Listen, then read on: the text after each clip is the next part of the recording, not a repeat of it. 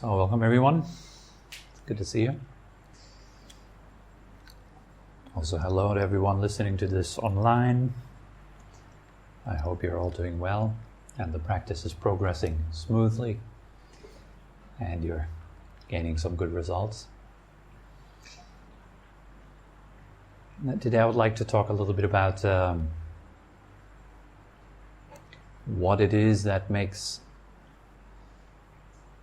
a successful practitioner in spiritual practices, particularly with meditation. What does it take for you to really get somewhere with this inner work? There's quite a few things. So, for one, what is really important is a genuine hunger for evolution. You want to be somebody that genuinely wants to evolve, grow, get better at something. If you don't have that, you'll not get very far. If you're not hungry for this, you'll dabble around a little bit and then it will fade at some point, maybe coming back at another, maybe deepening then. And so what is it that creates this kind of hunger for this sort of evolution of the mind, of the spirit? That hunger usually comes from consciously experiencing suffering. Not unconsciously, not just experiencing suffering like your usual kind of run-of-the-mill person that simply suffers and then goes right back to the next activity until they suffer again, and then coming back and then suffering again, going around in circles kind of endlessly. Somebody that consciously suffers, they approach suffering with deeper questions. Like, do I really have to suffer like this? Is this really necessary? Maybe seriously asking themselves, why me? Not just rhetorical question, but actually asking, like, why is it me? Why do I suffer? How comes that I'm suffering in this way, in that way?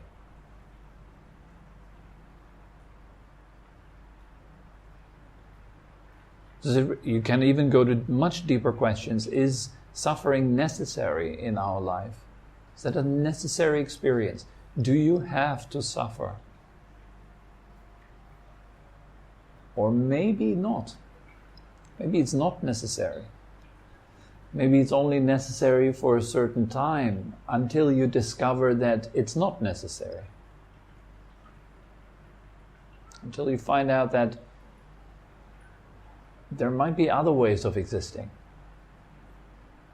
Ways that are free from suffering.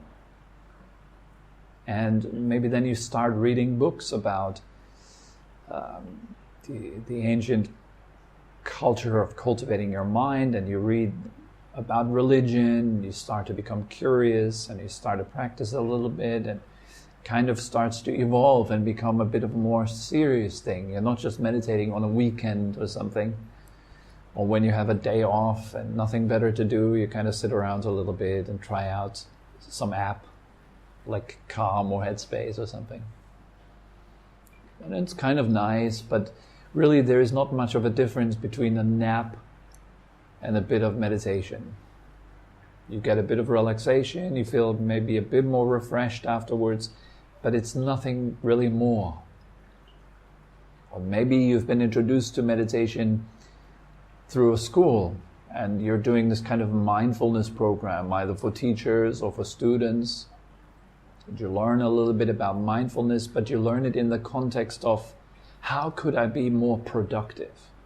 How could I become a better consumer? The general topic of schools. Turning a human being into a good producer and a good consumer.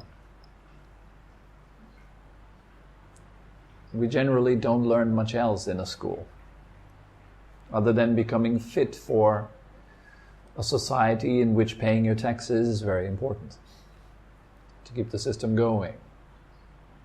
While there's nothing wrong with that, that is in fact, I disagree with people who say, school, it's just you learn how to become a robot that fits into society. I disagree.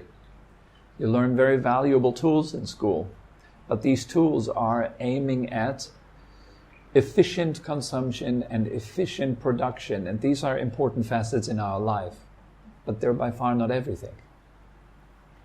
There's more to life than just being an efficient producer and consumer, like somebody who's really good in school, they may become really successful at work and make a lot of money. That's what this is all about. So when you can make a lot of money, you can do a lot of things, and that's a certain type of freedom, and it's good. If you have a lot of money, sure, it's a nice thing. You have more freedom than those who don't. You have more choices than those who don't. And there's nothing wrong with that.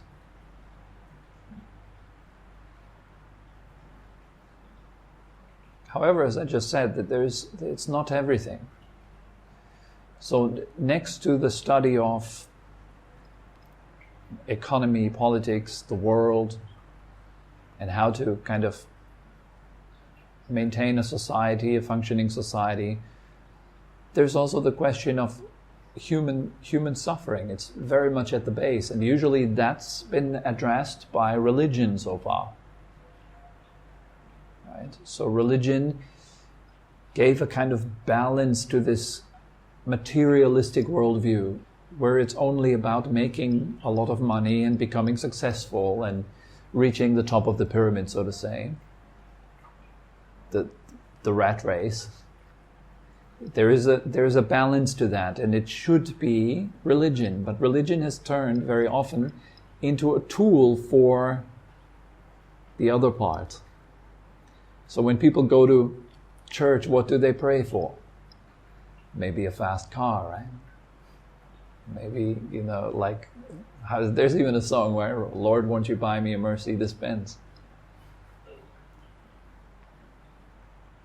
Maybe they pray for a better relationship. Maybe they pray for success, for some form of happiness in the material world. Being able to travel, being more flexible. Maybe they pray for the removing of obstacles. Oh, Lord, my son is so ill, please help him to recover. These are usually the kind of things people pray for, the vast majority at least. They're praying for being good producers and good consumers once again. Healthy producer. Pardon? Healthy producer. Yeah. Same thing.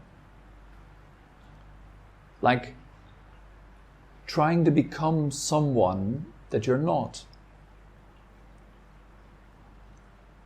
And that God that we pray to, we put a huge distance between that God and ourselves.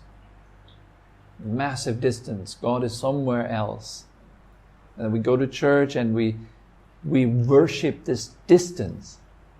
And then it expresses itself, not only in church, but in every kind of spiritual hierarchy and every kind of cultural hierarchy. You have this kind of distance between the master and the student, the priest and the churchgoer. There's always a distance between the deity that I pray to and myself. As long as we worship that distance, as long as we feel unworthy, as long as we see religion merely as a tool to accomplish things on earth, how can the spirit ascend to heaven? It's impossible. Impossible. Something has to massively change for the spirit to ascend. And it is very unfortunate, but you won't find that kind of tool in mainstream society or mainstream religion. Because if it is mainstream, you're swimming with the stream, downstream, with the rest of the world. If you look at the world and its history, we already know what it's all about. It's a turning wheel. And this is the turning wheel of relief and suffering. And it turns and turns infinitely. When you start to understand that within yourself, this is not a philosophy I'm talking about. I'm not talking of books or something like this. This can be a direct experience. All you need to do is look very closely at your experience. And you all can do that. This looking at your experience is something which will create hunger for spiritual growth. Like if you're suffering and you look at it and you ask yourself, what's going on in me right now? Why am I in pain? It's 2 a.m. at night, I can't sleep, I'm in pain, I'm having all these panicky thoughts. What am I doing to myself right now? What's going on? Is that necessary? Do I have to spend my life like that? Am I born to do this? Am I born to worry and hope and fear? Is this the purpose of life? And many people, they come kind of naturally to that through suffering. This is the beauty in suffering. It wakes people up. If you wouldn't have it, we'd all just be complacent, flowing along with the mainstream, not thinking a single thought of our own, just being super nicely programmed. There's several movies that kind of play with this theme a little bit. Very interesting movies. Like, everyone needs to take that pill that takes away their emotion. And you need to take that pill every day at the same time so you're not feeling anything, because if you would feel something, you would start to think. And you would start to analyze. And emotions is what creates war, but it's also what creates beauty in this world.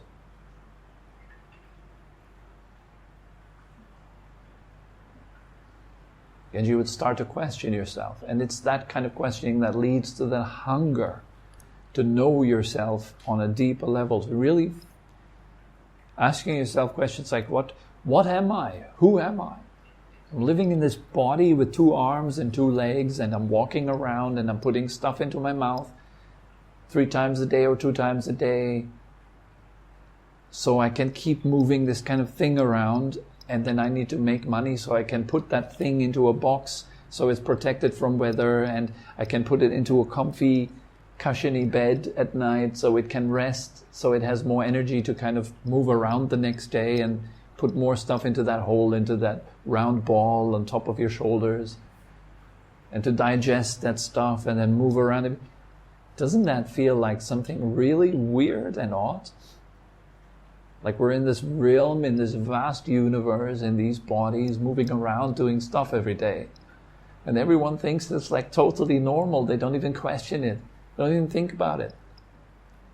Like we need doors to lock, and then we worry about the financial situation and this and that, and viruses and big things are happening here and there, and everything seems so amazingly dramatic. And then you fall asleep at night and you start to make up an entire world in your head again, with mountains that you're climbing and trains that you're riding and airports that you're waiting at. And you never question, like, what's going on? Like, how come I'm in this situation? I'm in this realm. A human being. Isn't that kind of something magical even? Like, isn't it odd that you can walk? You put 2 stumps onto the ground, and gravity and balance and all that? Isn't that kind of weird how it works? Like when you're chewing your food, isn't that odd? The sense of smell, that you can smell things. You walk through a street and you smell all those different smells. This morning I was walking through Phuket town and we had all these kind of different smells, and I was thinking, wow, these are the smells of that I know, that I associate with Thailand. It's like if I would smell them anywhere in the world, I would feel like I'm in Thailand.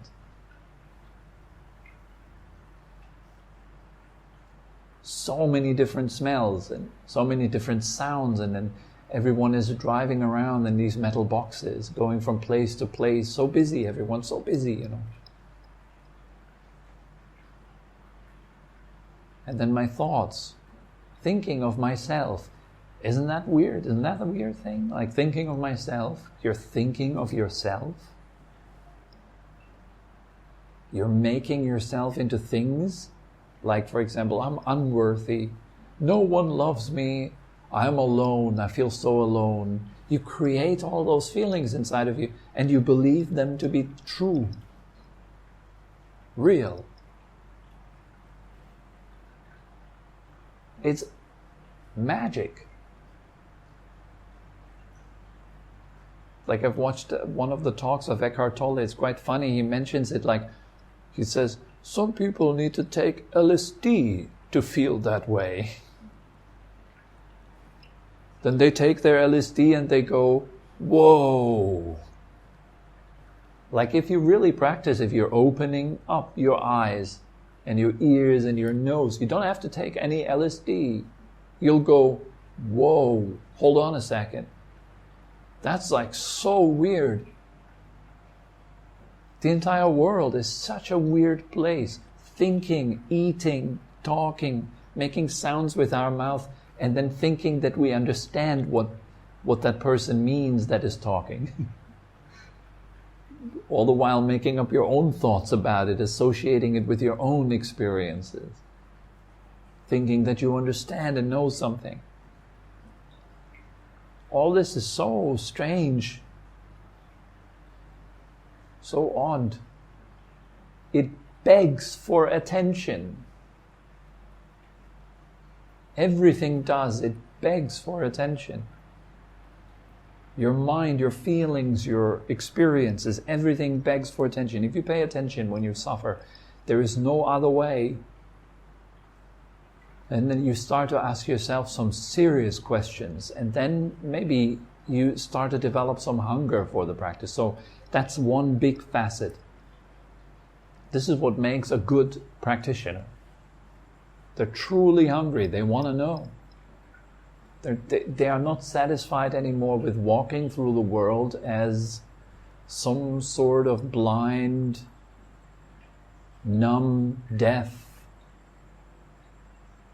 being that's basically already dead before it died.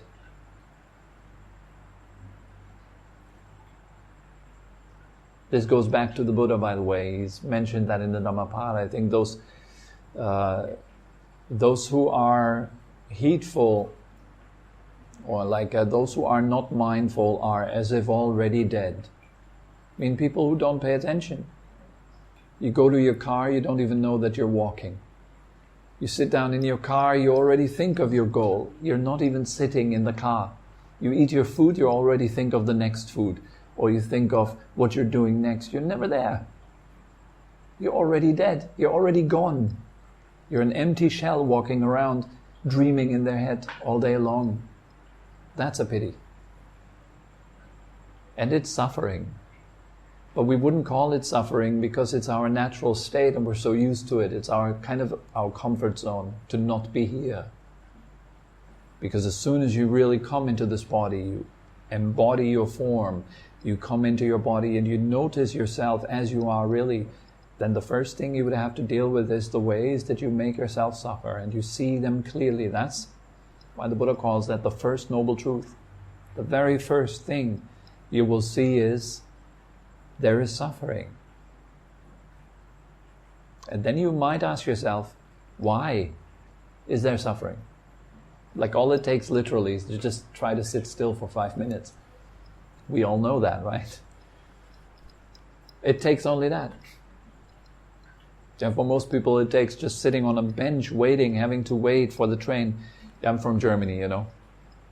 And in Germany everyone is kind of like very much focused on time. Everything needs to be super pointedly and timely, and like you hear people seriously starting to rant and complaining if the train is like a minute or two late.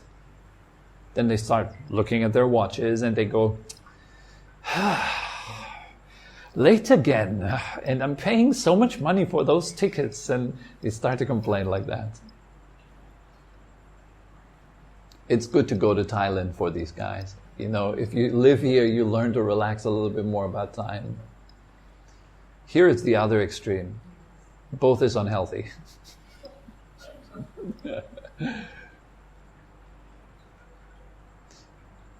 So yeah, the second facet that you need is honesty. If you want to get anywhere with your spiritual path, you need to be honest, particularly with yourself. You need to know where you're suffering. And you need to know things that you know and that you don't know, and you need to make a clear difference between them.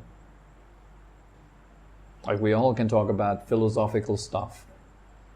Emptiness, the vast expanse of the universe, the absence of a self within the person.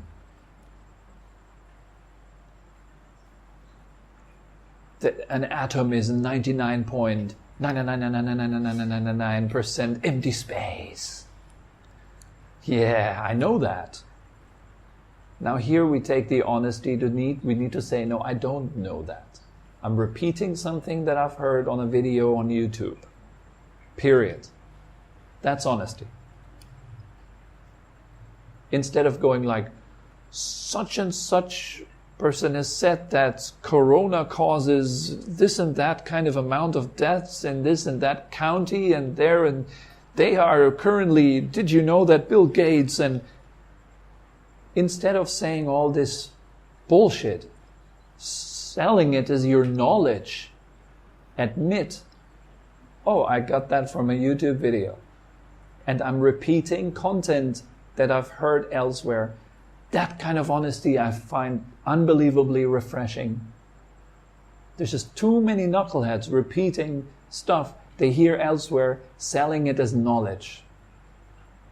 That's not knowledge, it's repetition.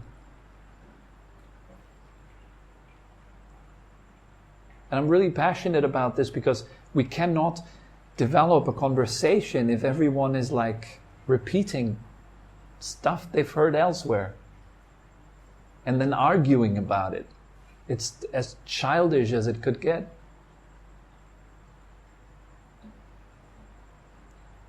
And I kind of still refuse to believe that this is the direction that we have to take at large in this world. This kind of silly online conversations and fights and whatnot about things that we don't know nothing about.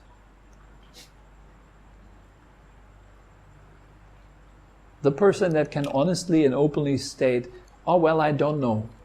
Wow, I have respect for that.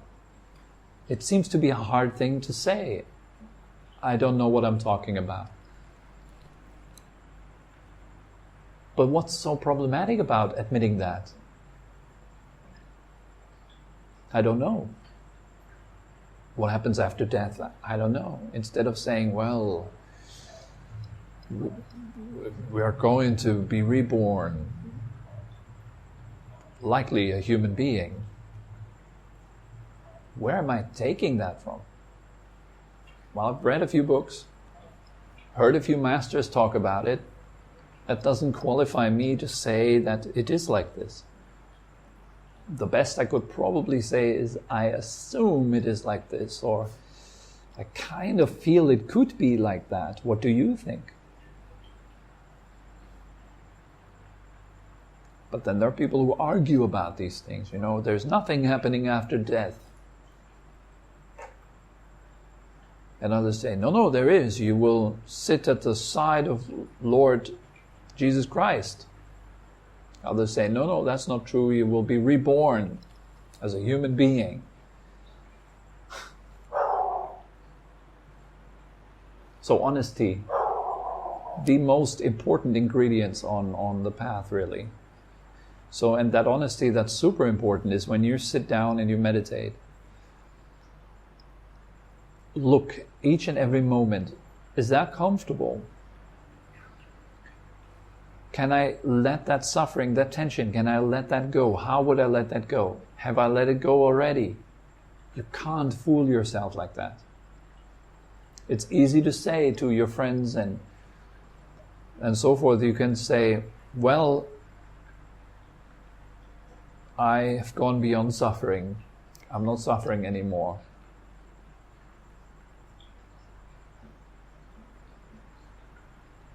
And you might even deceive a lot of people into believing that. I might tell you, as my position here is that of a teacher, so I might tell you, look, I am enlightened. And now you're at the mercy of such a statement. And then some will believe it, and they will start worshipping me, and they will start, putting up pictures in their room of me, and putting a candle in front of it every day, and whatnot, And others, they say, rubbish, he's not enlightened, and I'll never come back. What is he talking about even, And how dare he says such things. And, there will be different reactions to that. But whatever it is, I know the truth.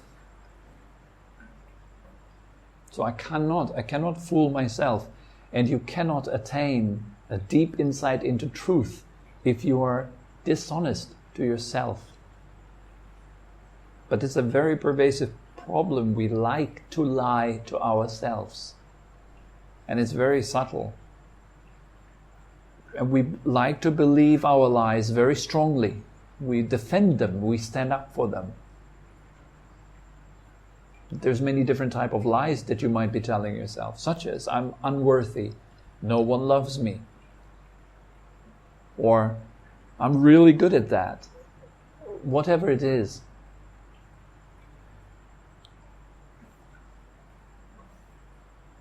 There's this kind of story unfolding in China, which is quite interesting. There's like an MMA fighter. His name is Xu Xiaodong. He's one of those guys that challenges all the masters in China, all these old kung fu masters. Yeah. And it's really funny because he just knocks them all out. Yes, one after another. He just goes and says, well, any one of you who wants to challenge me, go ahead and do it, and we have a fight, and we see if you're truly a master or not. That kind of testing, I think, while I disagree with all this kind of violent kindergarten, I'm better than you kind of behavior, I think it would be a good thing for anyone that considers him or herself to be a master of anything to be put to the test. And if you are not putting yourself to the test, someone else will, and it'll be really, really uncomfortable. Big statements to yourself. Oh, I now understand what that is. I wouldn't even come to such conclusions because things are very deep. Who knows if I'm understanding it? Time will tell. If I feel, I've gone beyond suffering, I would immediately put that to the test. Somehow. Do like a long fast or put myself into a situation that I would not put myself into. Something really uncomfortable. Like, for example, a group hugging session or something like this. It would be something that I really don't want to do, like group hugging or, I don't know, like secret chakra crystal dancing or something like that. I would feel super uncomfortable and out of place, so I would then go and do that. And see, am I still uncomfortable and feeling out of place, or am I beyond that suffering, really? You have to put it to the test. Whatever you experience, put it to the test. That's the third quality. You never just make an assumption and leave it at that. If you think you've built a certain power, put it to the test. So you're kind of living at the edge of your comfort zone. You're not close to the center of your comfort zone. You're at the edge out there. Pushing a little bit. Always pushing a little bit. Widening your comfort zone. And life will have its many ways to test you too. You think, oh wow, I feel so peaceful today, and then you're cut off in traffic, or you have this endless queue in the supermarket, and you have an urgent appointment on top of that. You really need to buy this stuff right now, and you ask the person in front of you, could I just go in front of you? I only have this one thing, please. And that person says, no, we all have to wait in line here. And then you're totally at ease still or not? You're totally relaxed or not? Or you're losing something that you really love, that is really dear to you. Or suddenly you feel this weird sensation in your body that you never felt before, and your heart starts to race, and you're suddenly really uncomfortable, not knowing what's going on with you, developing weird skin rashes or something. You know, all this kind of thing is a test. Where are you with your spiritual practice? Are you just imagining that you're at peace? Or are you at peace? And I think that's good. Life puts it to the test.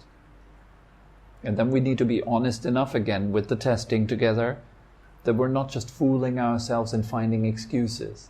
Like you lose your wallet, it shocks you. But then you put back on your spiritual mask and you say, yes, everything is impermanent. But inside you feel shit. But outside you say, I've already let go of it. Kind of fooling yourself into believing I need to keep this spiritual persona alive. Instead of being honest enough then just to admit and say, wow, if I feel really uncomfortable right now, I've just lost my wallet. And that's where the magic is. That's where the practice is. That's where the training is. It doesn't matter what happens to you. Are you tensing up, or are you relaxing with it? Are you at ease with it or not?